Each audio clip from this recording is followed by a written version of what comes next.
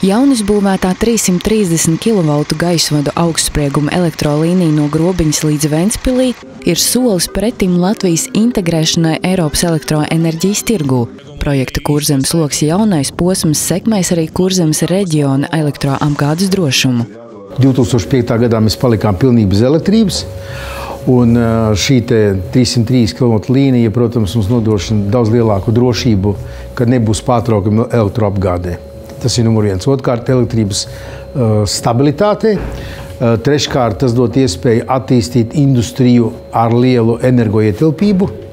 Un tādi projekti atsevišķi ir bijuši, un arī tagad viens ir tāds tiek skatīts, tā kā tas ir kā reiz. Vecas līnijas bija vairāk ievainojamies tādiem riskiem, kā piemēram vētru rezultātā varētu koki nokrist uz elektroenerģijas līnijām un šādi pārtraukt elektroenerģijas pārdevību gan Ventspils pilsētai, gan reģionam kopumā.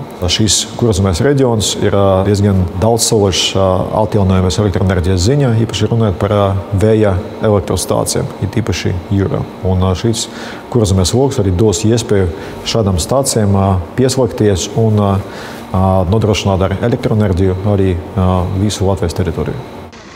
Nepilnu 2 gadu laikā Kurzemes loka otrā etapa ietvaros izbūvēta ne tikai 330 kV elektrolīnija un paplašināta Grobiņas apakšstacija ar 330 kV līgstu, bet arī rekonstruēta pašreizējā 110 kV gaisvadu līnija.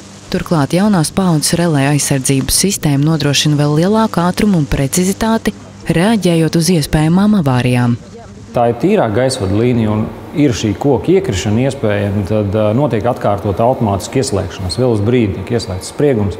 Tas ir tāda mērķim, ja viņiem krīt koks, viņš izkrīt vadiem cauri, kamēr koks ir pie vadiem, notiek izslēgums, atslēdzās līnija, koks nokrīt zemē, līnija ieslēdzās atkārtot atpakaļ. Tās ir dažas milisekundes, kur brīdī notiek šī darbība, līnijas ieslēgšana, atslēgšana. Tas ļoti īsi. Ja ir atkārtots izslēgums, attiecīgi visa līnija vairs netiek slēgta iekšā. Ja tad kaut kāds bojājums, aizsardzība pasaka, tas ir tik un tik kilometru no apakšstacijas. Mūsu cilvēki zina konkrēti, kurā brīdī, kurā kilometrā piebraukt un meklēt šo bojājumu vietu. Viņi noteikti jau. Projekta noslēdzošajā etapā līdz 2019. gada beigām plānots izbūvēt 330 kV gaisvadu augstsprieguma elektrolīniju posmā Ventspils Tuma Imanta. Tādējādi nākotnē Kurzemes loks būs Lietuvas, Zviedrijas un Latvijas Igaunijas starpsavienojuma sastāvdaļa. Kurzemes loks tiešām uzlabos piekļuvi Skandināvijas tirgiem.